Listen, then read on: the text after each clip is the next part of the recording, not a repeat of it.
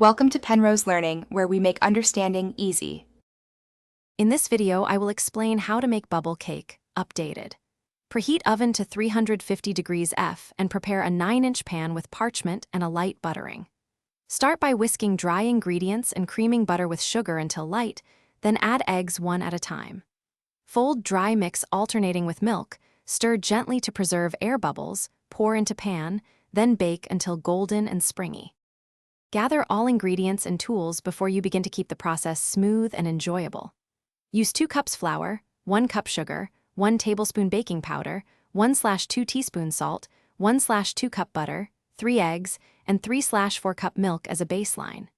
Room temperature eggs and milk help batter blend evenly and trap air for bubbles. Sift dry ingredients, then cream butter and sugar until pale and fluffy for best rise. If you are finding this video helpful, please subscribe and like to support more recipes and tips.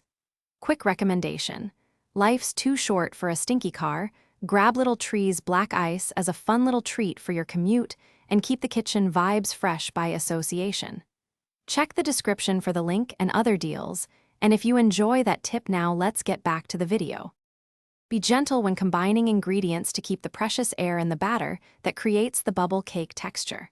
After creaming, add eggs slowly and alternate dry mix with milk to maintain emulsification. Overmixing will collapse bubbles, so stop when streaks disappear. Bake in the center of the oven at 350 degrees F and rotate the pan halfway if your oven runs hot. Cool slightly before removing to prevent sinking in the middle. Thanks for watching. If this was helpful, leave a like and consider subscribing. See you next time.